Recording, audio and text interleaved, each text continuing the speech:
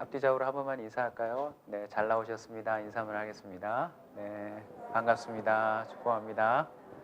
오늘 또 가족들을 따라서 또 지인들을 따라서 저희 교회 처음 방문해 주신 분들이 또 많이 계시네요. 저도 인사드리겠습니다. 김기봉 목사라고 합니다. 네. 네. 다 짜고 하는 겁니다. 네. 저희 교회 이렇게 또 처음 방문해 주신 분들 여러분 환영하고요. 예배가 낯선 분들도 계시겠지만 무당이 굿하는 것보단 낫죠? 살아계신 하나님께 예배하는 이 자리에서 여러분 인생이 변화될 그리고 운명이 바뀔 은혜가 임하길 주님의 이름으로 축복합니다. 저는 목사입니다. 목사가 되고 또 목사로 살아가다 보니까 세상 사람들이 흔히 말하는 팔자에도 없는 그런 만남을 많이 갖게 됩니다. 아직 젊은 목사이지만 별의별 사람들을 다 만난 것 같아요. 이런 사람 저런 사람 만나면서 참 그들의 이름만 아는 게 아니라 그들의 삶의 구석구석까지도 함께 들여다볼 수 있는 기회를 많이 갖고 있습니다. 그런 가운데 참 깨달은 사실이 하나 있습니다. 여러분도 한번 이미 깨달았으리라 믿는데 답을 한번 맞춰보십시오.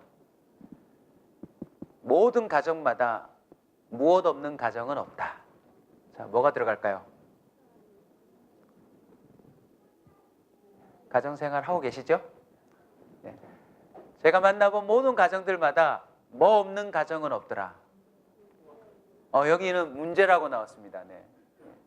여기는 문재인 씨를 지지하는 거죠. 네.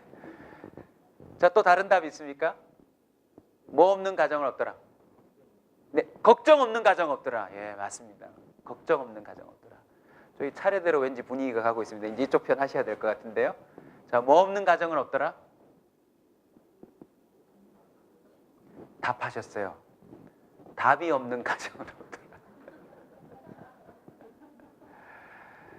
종합해서 제가 답을 해드리자면 사연 없는 가정은 없더라. 가정들마다 다 사연이 있더라고요. 그 사연을 같이 함께 공유하다 보니까 가정들마다 또 그 집안만이 갖고 있는 뿌리 깊은 상처가 또 있더라고요. 그리고 그 뿌리 깊은 상처에서 나오는 고통스러운 근심과 걱정도 있더라는 것입니다. 금요기도회 때 잠깐 나누었던 참 우습지만 실제로 그렇게 살아가는 사람들이 있기에 제가 한번 얘기를 해드리고 넘어가겠습니다. 우리 교회 요즘 결혼하는 커플들이 많이 늘어나고 있습니다. 그죠?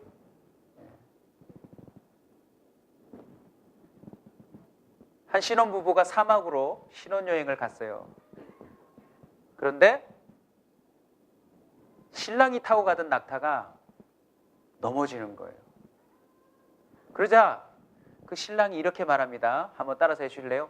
한번 손도 해주셔야죠. 네, 한번 네. 투덜투덜하고는 다시 낙타를 이렇게 세워서 또 여행을 떠납니다. 근데 또 낙타가 지쳤는지 하필 누구의 낙타가요? 신랑의 낙타가 쓰러지는 거예요. 신부 낙타는 괜찮은데. 그러자 신랑이 뭐라고 그랬을까요? 따라서 합시다. 두 번. 네. 또다시 마음을 추스리고 여행을 가는데 사막 기후가 쉽지 않지 않습니까? 아무리 낙타가 사막에 잘 적응하는 동물이라 할지라도 힘들었나 봐요. 드디어 몇 번째 넘어졌어요? 세 번째 넘어지자 어떤 일이 벌어졌냐면 신랑이 총을 꺼내어서 낙타를 총으로 쏴서 죽여버렸어요. 그 광경을 본 신부가 아니 이제 같이 살아야 될 이 남자가 갑자기 저렇게 낙타를 죽이는 모습을 보고 너무 황당해가지고 당신 왜 그러냐고, 낙타가 무슨 죄가 있냐고, 이렇게 힘든데 우리를 태워간다고 힘든 건데 왜 그렇게 잔인하게 그렇게 했냐고. 그러자 남편이 뭐라고 했게요? 따라서 합니다. 한번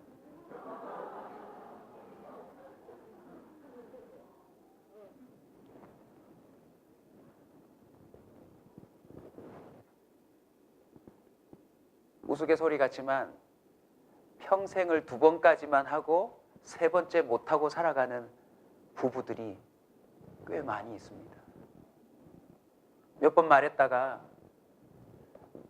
죽을 것 같은 싸움이 벌어져서 2번까지만 하고 평생 참아가며 살아가고 있는 부부들도 있더라고요. 11월 달에 오기로 돼 있는데 아직 확정은 안 지었는데 목사님 한 분을 제가 또 우연찮게 만났어요. 근데 그 목사님이 대뜸 자기를 소개하는데 뭐라고 소개하냐면 엄마가 10명이래요. 나중에 직접 와서 한번 들어보세요. 가수기업 목사님인데 엄마가 10명이래요. 그래서 주신 CD를 서울에서 제가 부산 오면서 들었거든요. 근데 노래 10곡인가 좀 넘게 들었는데 모든 노래가 아무래요. 혼자서 칼국수 끓여 먹는 노래. 나중에 직접 한번 만나보십시오. 세상에는 별의별 사연과 상처와 아픔을 갖고 살아가는 사람이 참 많습니다. 오늘 처음 뵙는 분도 있고 이미 저와 함께 알고 있는 분들도 있지만 저희 모두가 뭘 갖고 있어요? 사연을 갖고 살아가고 있어요. 근데 오늘 본문이 추수감사절을 맞아 우리에게 아주 복된 메시지를 주고 있습니다. 자, 오늘 말씀 주보 보셨는지 모르겠지만 제목이 뭘까요? 가정을 살리는 해석입니다. 저는 이 본문을 통해 좀 특별한 추수감사절을 맞이했으면 좋겠습니다. 오늘을 시작으로 해서 여기 모인 저와 모두에게 가정을 살리는 해석이 시작되기를 원합니다. 감사하게도 그 많은 사람들 중에 변화되지 않을 것 같은 집안의 형편이 변화되는 걸 저는 보았습니다. 할렐루야. 오래도록 기도하며 해줄 수 있는 일이 없었어요. 사실은 저도 때로는 절망감에 빠질 때도 있었어요. 이런 사연 저런 사연 듣고 함께 기도하는 가운데 이런 마음도 있었어요.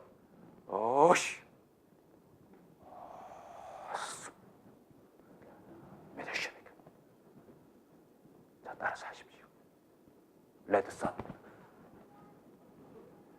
이렇게 하면 문제가 바로 해결되고 얽히고 설킨 집안의 일들이 딱딱 해결되면서 주님 살아계십니다. 이런 역사가 나타나기를 간절히 바랬지만 그렇게 쉽게 풀리지 않더라고요.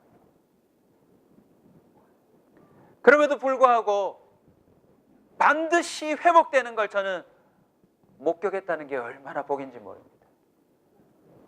오늘 본문이 그 비결을 알려주고 있어요. 성경 내용을 모르시는 분을 위해서 잠깐만 배경 설명을 해드리겠습니다. 오늘 등장하는 주인공의 이름이 뭐예요? 요셉입니다. 한번 따라서 합시다. 요셉. 야, 사람 이름 하나는 기억하고 가세요. 요셉이에요. 영어식 발음은 조셉입니다. 이 조셉의 아버지가 누구냐? 야곱인데 영어식 이름은 들어보셨을 거예요. 뭐죠? 제이콥. 아버지가 야곱인데 이 요셉은 집안 배경을 보면 엄마가 몇 명이에요?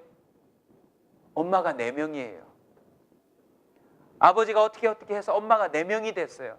근데 더 안타까운 사연은 요셉의 엄마, 그 엄마는 자기 동생 베냐민을 놓다가 일찍 죽어버려요. 자기 엄마가 놓은 아이는 2명밖에 없는데 엄마는 죽어버리고 달랑 2명 남았어요. 위로는 형제가 몇 명이죠? 아시는 분들 대답 좀 해주세요. 몇 명이죠? 10명이에요. 남자만. 여자아이 1명까지 더 더하면 배다른 형제 11명하고 살아야 돼요. 자, 오늘 예배 마치고 여러분이 집에 갔는데 집에 엄마가 4명이다. 기분이 어떨 것 같으세요? 요셉은 참 힘든 삶을 살아왔어요. 그런데 17세 때에 급기야 부모의 심부름을 순종한다고 멀리서 양을 치고 있는 형님들을 방문했다가 어떻게 되죠? 형님들이 그동안 쌓였던 스트레스를 풀어버리려고 이 아이를 죽이기로 공모합니다. 근데 죽이는 것은 너무하다 싶어서 지나가는 상인에게 요셉을 뭐 해버리죠? 팔아버립니다. 나중에 성경을 한번 직접 읽어보시면서 짐작해 보십시오. 형제들에게 죽임당할 위기에 놓여져서 구덩이 속에 감금이 되고 상인들의 손에 팔려서 그 먼 거리를 걸어갈 때 요셉의 마음에는 얼마나 큰 상처가 새겨졌을까요? 생각지도 않았던 타국으로 끌려가서 노예 생활을 시작하는 가운데 얼마나 마음속에 깊은 근심과 고민이 있었을까요? 오늘 본문은 다행스럽게도 요셉이 30세가 되어 이집트에 뭐가 됩니까? 총리가 됩니다, 세상에. 근데 그 와중에도 파란만장한 인생이 있어요.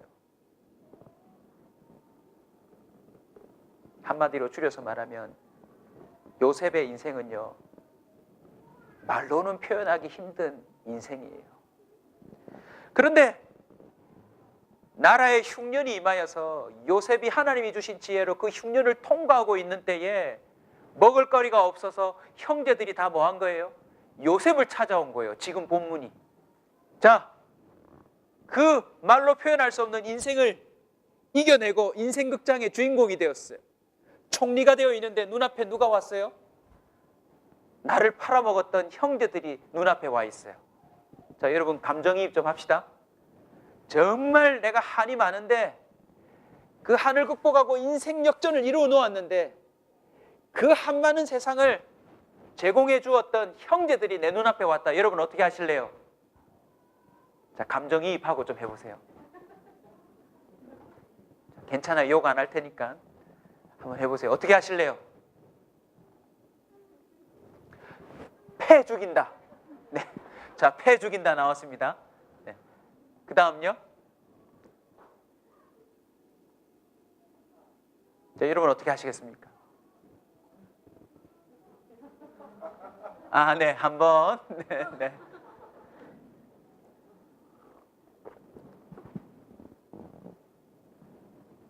정 안 되면 여러분 집안의 감정도 한번 이입해 보십시오. 여러분 집안에서 나를 가장 힘들게 했던 사람이 내가 정말 성공해서 내 도움을 필요로 해서 내 눈앞에 와서 바짝 엎드렸다. 그런데 나인 줄 모른다.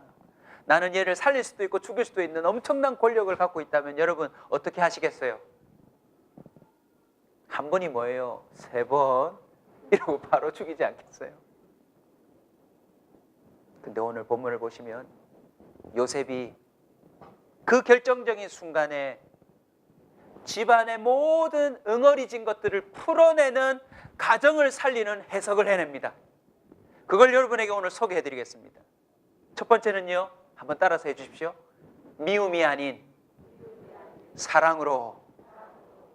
오늘 본문 1절을 보시면 요셉이 그 정을 억제하지 못하여 소리질러 라고 되어 있습니다. 우리는 사실 반대 아닙니까? 나름 떨어져 있을 땐 그래 사정이 있겠지, 그래 걔도 뭔가 있겠지 하고 마음을 다 추스렸다가 막상 그 화상을 내 눈앞에서 보면 어떻게 됐죠? 분을 억제하지 못해서 소리 지르지 않습니까? 근데 요셉은 지금 거꾸로 해요. 앞에 본문은 사실 좀 긴장감이 돕니다. 왜냐하면 골탕 먹이고 있거든요.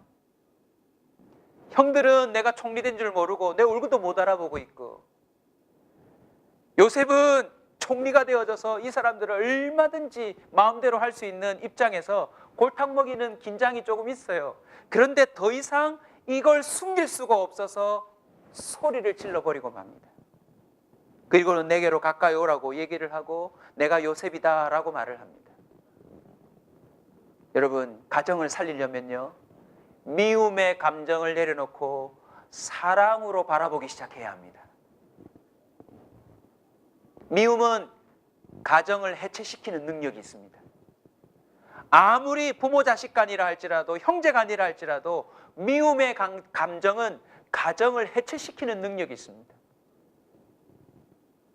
미움은 자기도 모르게 보복하고 복수하려고 하는 그런 자세를 갖고 만듭니다. 여러분도 한번 가슴을 솔직히 한번 점검해 보십시오. 형제들끼리도 오늘 형제끼리 오신 분 손 들어보세요. 형제끼리. 예, 환희, 은희 왔네요. 오늘 유하고 하은이도 왔고. 자, 형제들이 좀 답변해 주세요. 오늘 답변 잘하시면 선물 나갑니다. 동생이 뭘 먹고 있다. 언니와 형이 가서 한 입만 줘 했을 때 반응이 어떻죠? 왜 안 주나요? 형도 안 주니까요.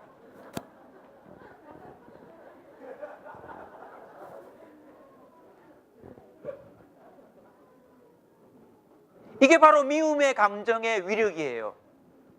형도 전에 안 줬잖아. 단순히 먹고 마시는 그 사소한 문제에도 형제들끼리 미움의 감정이 쌓여져 있어요. 그래서 뭐 하고 싶어요? 은근히 보복하고 싶어요. 근데 지금 이 요셉의 상황을 보십시오. 평생을 힘들게 만든 형제의 원한에 대해서 요셉은 미움이 아니라 사랑으로 대하려고 도전하고 있습니다.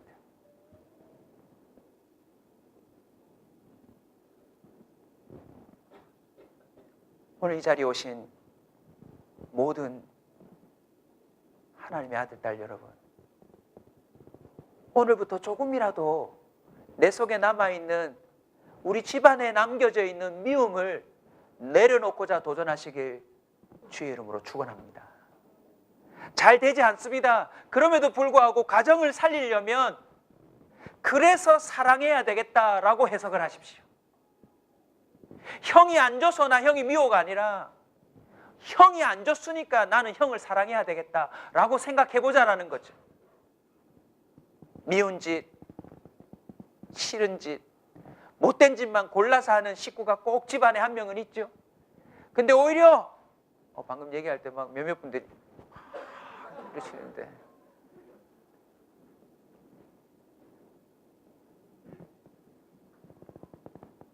그래서 사랑하자는 겁니다.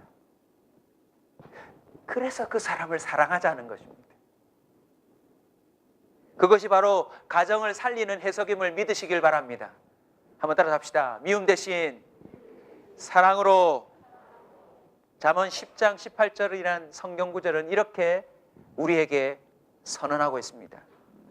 미움은 다툼을 일으켜도 사랑은 모든 허물을 가리우느니라. 결국 형이 안 줬으니까 나 안 줘라고 말 안 하면 뭐가 일어나죠? 다툼이 일어납니다. 근데 사랑하면 옛날에 형이 잘못했던 그것이 가려지면서 나중에 어떻게 되죠? 형이 더 맛있는 걸 사줘요, 여러분. 할렐루야. 아직 경험 못 해보셨죠? 이제 하시게 될 겁니다. 또 하나 요셉이 오늘 가지고 있었던 가정을 살리는 해석은 바로 이것입니다. 역시 한번 따라서 해주십시오. 근심과 한탄 대신 평안을. 여러분, 샬롬이라는 말을 들어보신 적 있습니까?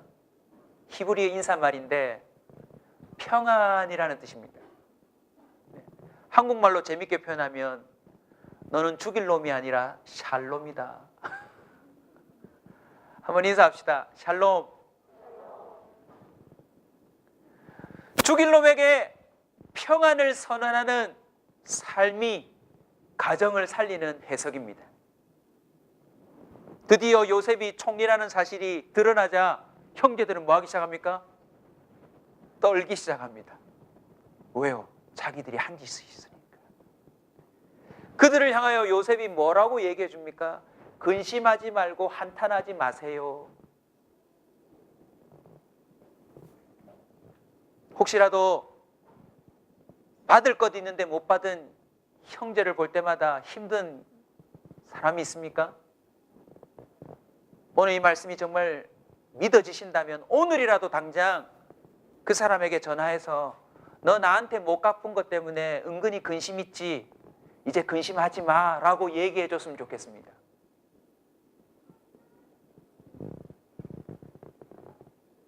아멘이 없는 걸 보니 두 가지 중에 하나겠죠.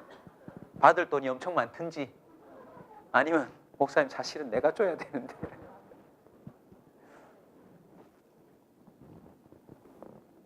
가정마다 명절 때 경험해 보셨겠지만 은근히 서로가 서로에게 근심과 한탄의 대상이 되고 있습니다. 그때 한 사람이라도 나서서 더 이상 근심하지 말라고 평안을 선언해 주는 사람이 있어야 합니다. 아멘. 오늘 본문 끝을 한번 가보시겠습니다. 11절 한번 보실래요, 여러분? 45장 11절 요셉의 말을 한번 읽어보겠습니다. 시작.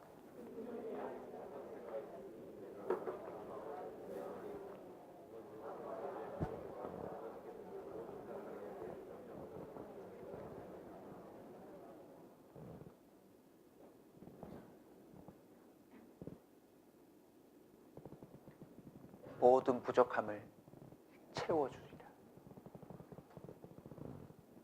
저와 여러분은 오늘부터 집안에 있는 근심과 한탄의 대상이 되는 것을 향하여 평안을 선포하는 자가 됐으면 좋겠습니다. 그거 더 이상 염려하지 마라. 그거 걱정하지 마라. 근데 꼭 염려한다면서 뭐라 그럽니까? 더 큰 근심과 한탄을 우리는 일으킵니다. 넌 왜 그 모양이니? 넌 아직도 그러니? 예레미야 29장 11절이라고 하는 성경 구절은 이렇게 기록되어 있습니다. 한번 따라서 해주겠습니까? 여호와의 말씀이니라. 너희를 향한 나의 생각은 내가 안 하니 평안이요 재앙이 아니니라. 장차 너희에게 미래와 희망을 주려 함이라. 이게 바로 하나님의 생각입니다. 우리도 우리만의 생각이 있어서 식구들을 볼 때마다 근심되고 한탄스럽고 뭔가 안 만나고 싶고 다시는 그냥 엮이고 싶지 않은 마음이 있을지 모르겠지만 우리가 나서서 집안에 있는 근심과 한탄거리들에 향하여서 그거 재앙이 아닙니다. 하나님의 생각을 대신 얘기해 줘야 합니다. 근심과 한탄은요, 집안에서 마땅히 누려야 될 기쁨과 행복을 사라지게 만드는 능력이 있습니다. 어쩌면 오늘도 근심하며 한탄하며 가족 때문에 이 예배에 나올 수밖에 없는 분들도 계셨을 것입니다. 그러나 제가 오늘 여러분에게 선언합니다.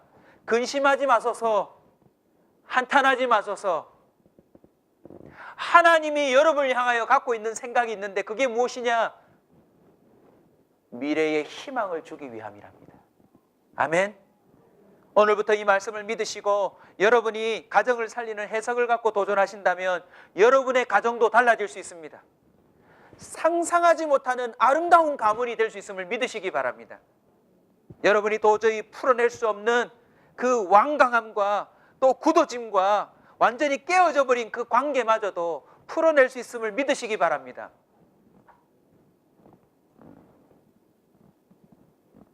사실은 이렇게 강하게 선포하고 있지만 저희 집에도 사연이 많습니다. 우리 집사람하고 딸들 말고요, 저희 본가에도 처가에도 사실은 깊숙이 들어가 보면 여느 가정처럼 누구에게도 말할 수 없는, 고민조차도 오픈할 수 없는 그런 사연들이 있습니다. 궁금해하지는 마십시오.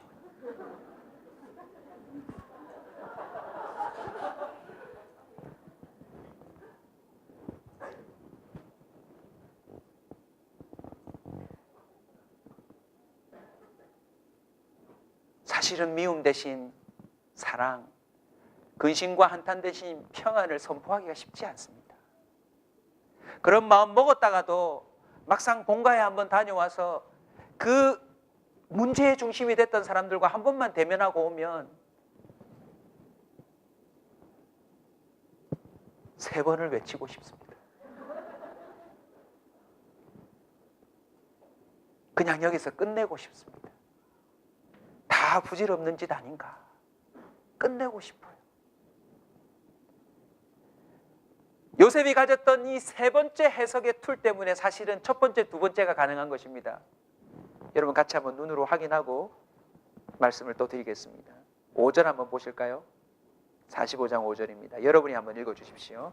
45장 5절 시작.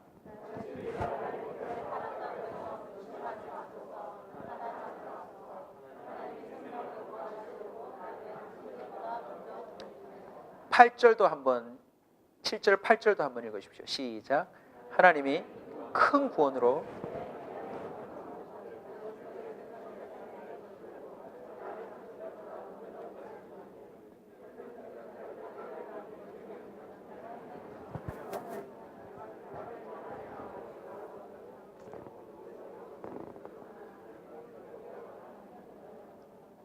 가정을 살리는 모든 해석을 가능케 하는 가장 핵심되는 해석의 툴이 있습니다.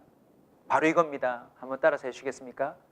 사람이 한 일이 아닌 하나님이 하신 일을 보라. 부모가 한 일, 형제가 한 일, 사촌이 한 일, 누가 한 일에 집중하시면 미칠 수밖에 없습니다.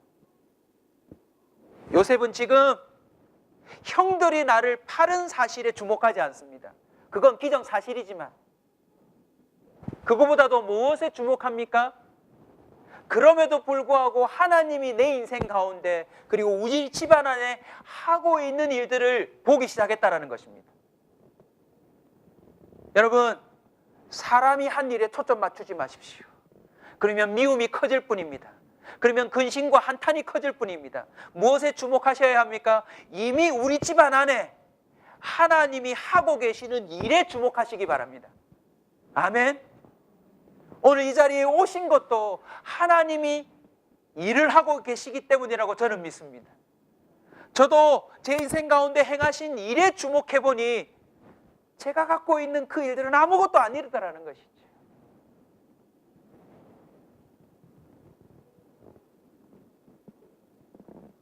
형제라는 자가 어떻게 이렇게 할 수 있느냐라고 주목하기 시작하면 우리는 그냥 3번 외치고 죽어야 합니다.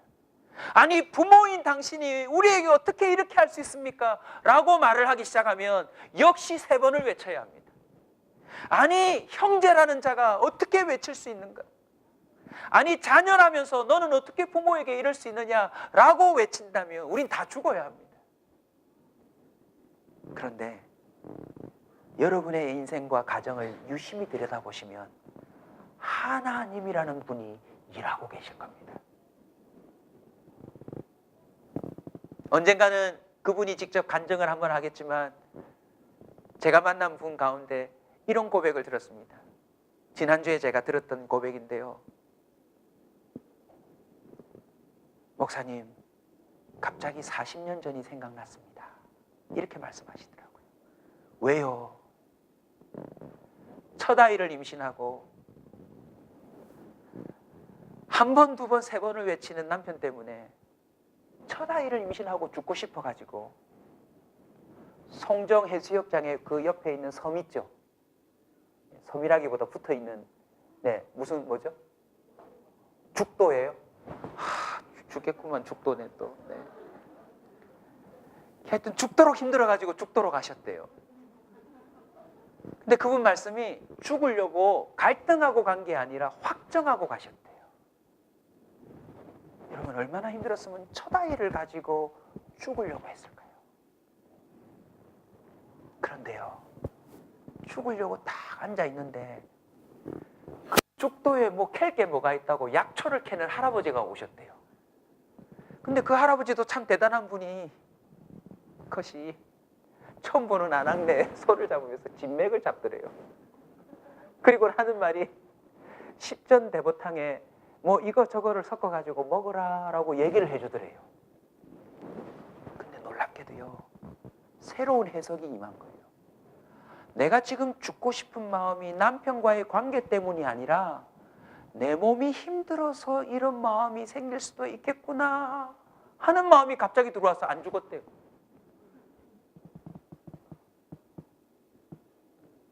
그런데 더 중요한 것은 그렇게 살려주셨으면 그 이후로 남편이 변화돼야 되는데 40년 동안 지금까지 남편과 살아오면서 더 상황은 나빠진 거예요. 그러면서 저한테 질문하셨어요. 목사님, 그때 살려주신 게 하나님이라면 내 형편이 나아져야 되는데 왜 40년 동안 이 모양이죠? 제가 뭐라고 답했을까요? 팔자입니다.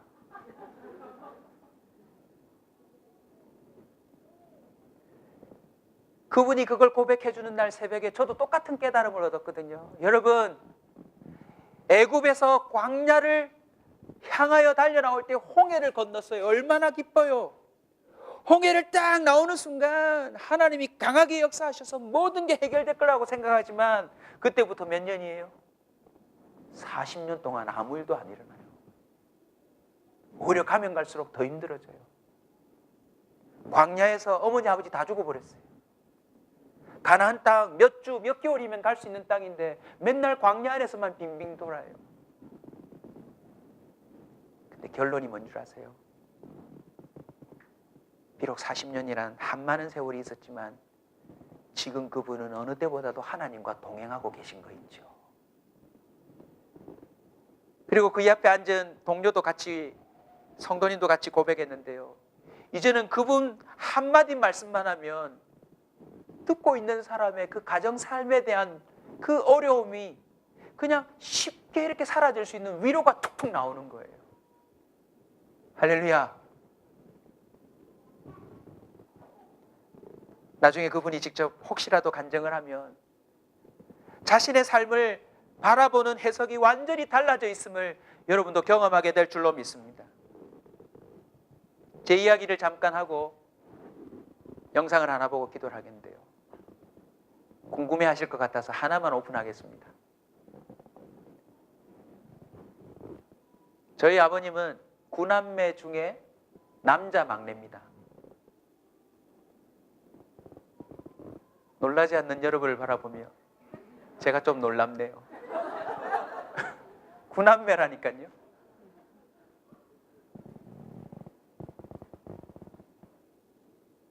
근데 제일 9남매 중에 큰 형님, 저희 제일 큰 아버지는 6.25 때 경찰이셨는데 전투를 벌이시다가 부상을 당해서 눈알 하나가 뽑혔습니다. 그래서 플라스틱 눈을 갖고 평생을 살았습니다. 저희 아버님 여동생은 간호사였는데 6.25 때 실종되고 지금도 어떻게 됐는지 만나지를 못했습니다.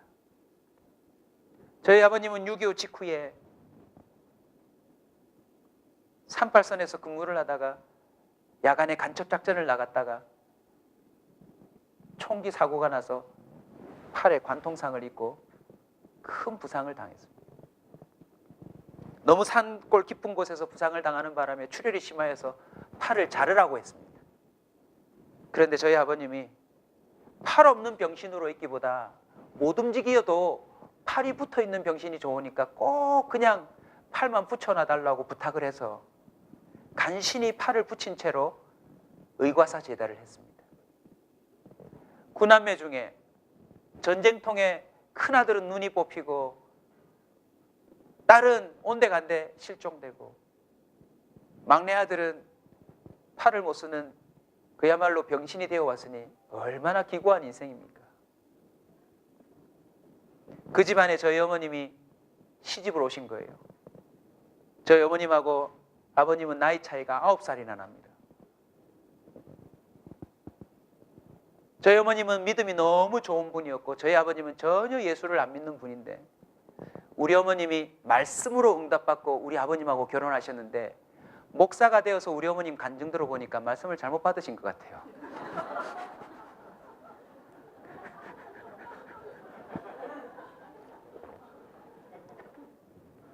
제자들이 파송을 받고 내가 너를 이리떼에게 보내노니 가라 이런 말씀들인데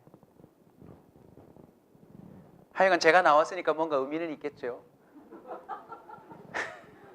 저희 어머니 평생 고생하셨어요. 우리 아버님 너무 좋은 분이신데 아내랑 알콩달콩 대화를 할 줄 모르는 분이세요. 근데 다행히도 우리 어머님 만나서 예수를 믿으셨고 놀랍게도 팔이 다 나서 버렸어요. 그리고 지금 안수 집사님으로 은퇴하시고 살아가는데, 어릴 적부터 바라보는 제 눈빛이 뭐였냐면, 우리 아빠와 엄마는 왜 결혼했지?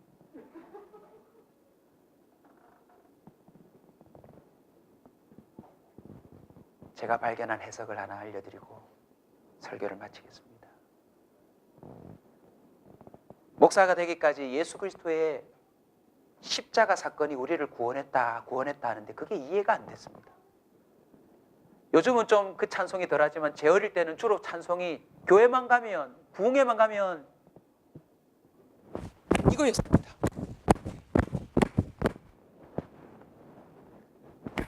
예수의 십자가와 피에 대한 노래밖에 없었어요. 그래서 다 예배는 피바다였어요. 피바다. 주의 피 믿으오, 주의 피 믿으오, 주의 피 믿으오. 피였는데 그게 이해가 안 됐어요. 왜 2000년 전에 예수님이 죽은 게 왜 우리의 죄를 사하는가? 근데 우리 집안에서요, 그 답을 찾았어요. 우리 아버님 총각 때 피를 흘렸어요. 자기 형님 다치고 자기 동생 사라지고 자기도 팔을 이렇게 됐으니 얼마나 낙심이 많이 됐겠어요.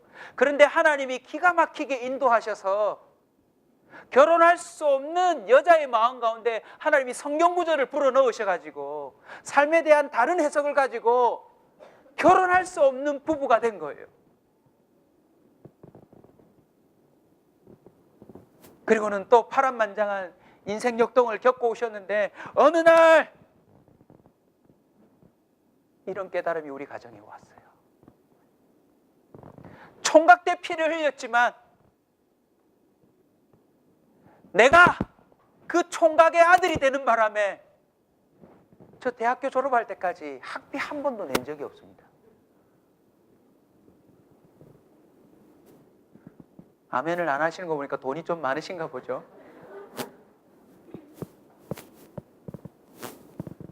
시마다 때마다 국가에서 보급품이 나오고 보조품이 나오고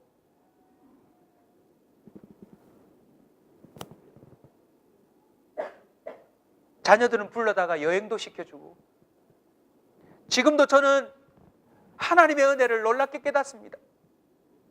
제가 우리 집사람 보고 셋째를 놓자고 그랬습니다. 딴 이유는 없었습니다. 광안대교를 무료로 통과하는 게 너무 두려워가지고 셋째 한 명만 더 놓자고 제가 얘기를 했더니 우리 집사람이 돈 내고 다니라 그러더라고요. 근데 놀랍게도요, 저희 아버님 차를 타고 제가 같이 가면 무료입니다. 무료. 고속도로도 주차장도 공원도 저희 아버님을 모시고 가면 모든 것에서 혜택을 받는 것이었습니다.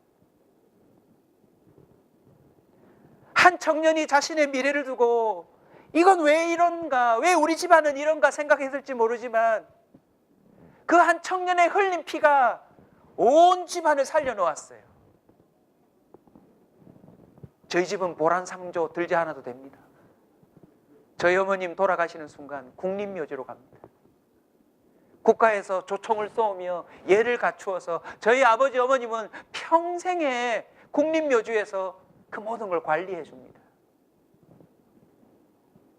놀랍게도 저는 지금 목사를 그만두고 공무원 시험을 치면 저한테는 가산점이 있습니다.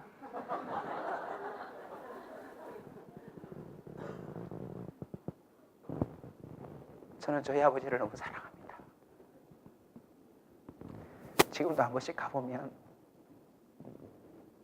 성경 적고 있어요.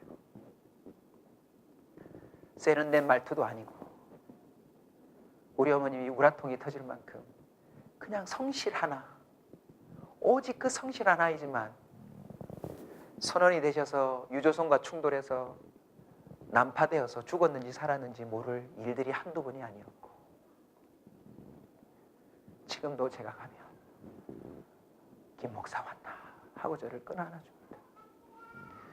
그리고 지금도 아무것도 해줄 것이 없지만 저를 위해서 기도해 주시는데 저보다 믿음이 더 커요.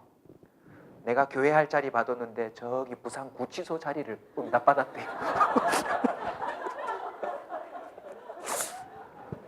그 땅이 너무 좋더라면서. 참고로 그 땅이 얼마나 큰지는 오늘 한번 가보십시오.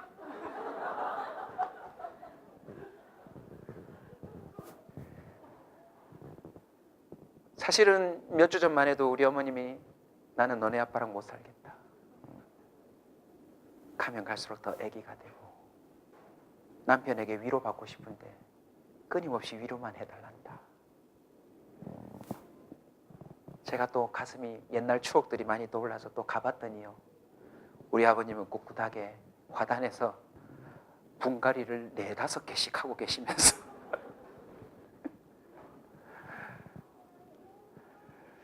사랑하는 성도 여러분, 여전히 저희 집안에도 풀리지 않는 그 외에도 더 심각한 일들이 많지만 여전히 행복합니다. 왠 줄 아세요? 결국 제가 너무나도 힘들어하는 저희 어머니 손을 잡고 기도하는데 성령이 강하게 역사하셔서 모든 응어리진 게 다 풀어지고 돌아오는 시간을 불과 며칠 전에 보내었습니다. 몇 대째 내려오고 있는 미움, 다툼, 근심, 걱정, 한탄요, 저와 여러분이 끝낼 수 있습니다. 오늘 요셉이 이 본문을 통하여서 새로운 해석을 내어놓은 것은 이후에 여러분이 알고 있는 세계를 제패하고 있는 유태인들의 12지파를 살려내는 결정적인 해소가 됩니다. 만약 요셉이 이때 칼을 빼내어서 형님들을 하나씩 죽였다면 지금의 존재하는 이스라엘의 유태인들은 12지파가 생존하지 못합니다. 하나님은 저와 여러분의 인생 가운데 일하고 계십니다. 여러분이 오늘 이 본문을 믿음으로 받으시고 가정을 살리는 해석으로 누구든지 대하기 시작하면 반드시 여러분의 가문이 달라질 줄로 믿습니다. 결코 놓치지 말아야 될 한 구절만 더 읽고 영상을 볼까요? 9절에 보시면 요셉이 형님들에게 이렇게 얘기합니다. 따라서 합시다. 속히 지체하지 말라. 여러분, 시간이 많지 않습니다. 저는 목사가 되어서 또 팔자에 없는 임종을 많이 받습니다. 백병원, 서울에 있는 병원, 중요한 중환자실은 다 가서 마지막 숨을 거두는 순간 그 가족들이 울부짖는 그 고통을 저는 수없이 많이 봤습니다. 이미 죽었는데도 몸을 흔들면서 가면 안 돼, 가면 안 돼 흔드는 아내와 또 남편과 자녀들의 모습을 수없이 많이 봤습니다. 여러분, 지금 이 상황이 성경을 읽어보시면 아시겠지만 아버지는 전혀 모릅니다. 요셉은 죽은 줄로 알고 있고, 음식 구하러 내려간 자녀들은 들려지는 소식이 베냐민마저도 빼앗기게 되었다.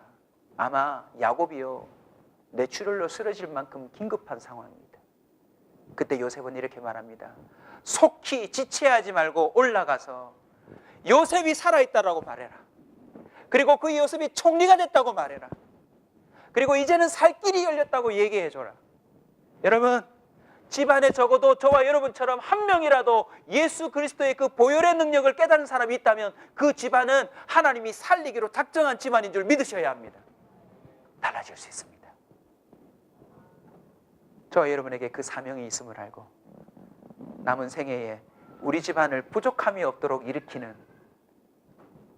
구원의 선포자요, 평안의 선포자요, 그 집안을 살리는 요셉과 같은 인생이 되시길 주의 이름으로 축원합니다. 자기 집안뿐만 아니라 수없는 많은 사람들을 살려낸 우리 손양원 목사님이라는 분이 계시는데 그분의 감사 영상 한번 보고 예배를 마무리하겠습니다. 우리 같이 한번 보겠습니다. 불 좀 다 좀 꺼주시고요. 네.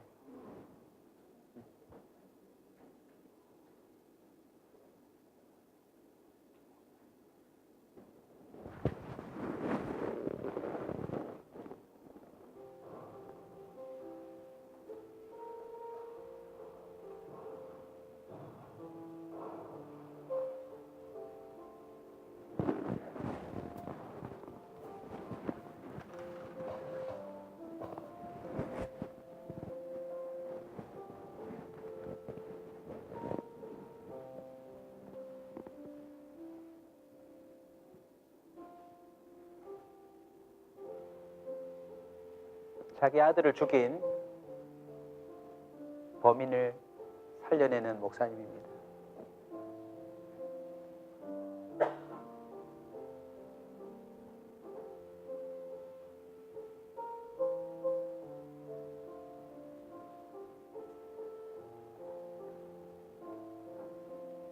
그가 두 아들의 장례식 때 올린 감사를 한번 들어보십시오. 새로운 해석입니다.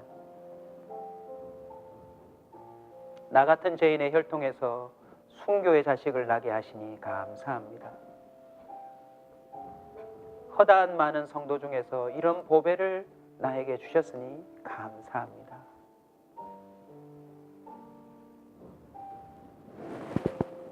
삼남 삼녀 중에서 가장 귀여운 맏아들과 둘째 아들을 바치게 하시니 감사합니다.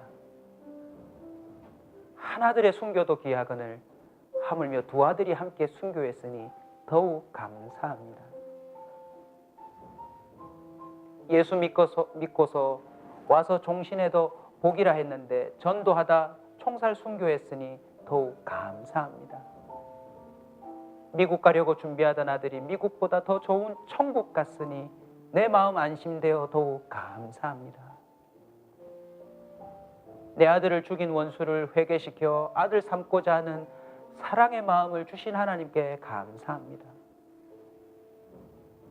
내 아들의 순교의 열매로서 무수한 천국의 열매가 생길 것을 믿으면서 감사합니다. 역경 속에서도 하나님의 사랑을 깨닫게 하시고 이길 수 있는 믿음을 주신 하나님께 감사합니다.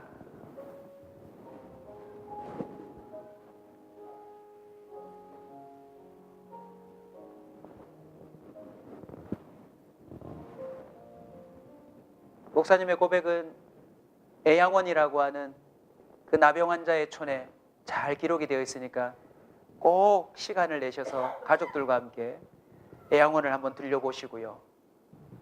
그리고 그 이후에 목사님의 고백은 그 양아들로 삼은 자녀들의 후손에게 이어지는데 훌륭한 목사님이 되어서 또 그 아들의 아들이 사역하고 있습니다. 잠깐 한번 기도할까요? 짧은 시간이지만 여러분의 마음을 당하여 이 말씀을 자신의 것으로 삼으십시오. 하나님이 저와 여러분의 가정을 살리실 것입니다. 만나서 해야 되겠지만 하나님 앞에서 먼저 용서할 사람을 용서하십시오. 미운 사람을 사랑하겠노라 결단하십시오. 우리 집안을 엉망으로 만든 한 맺힌 그 존재에 대해서도 여러분 평안을 선언하십시오. 잊고 살았던 아예 내 삶에서 지워버렸던 먼 친척의 얼굴도 떠올리셔서 나를 통하여 그도 살아나도록 도와달라고 간구하십시오. 한많은 세월 응어려진 삶을 살아가고 있는 그 집안에 있는 사람들을 두고 우리 한번 기도하는 시간을 갖도록 하겠습니다. 기도합시다. 살아계신 하나님, 역사하신 하나님 감사합니다. 오늘 우리에게 가정을 살리는 해석이 무엇인지를 요셉을 통하여 보여주신 것 감사합니다. 하나님, 우리의 가정을 살리시려고 이미 우리 인생 가운데 함께 하신 줄 믿습니다.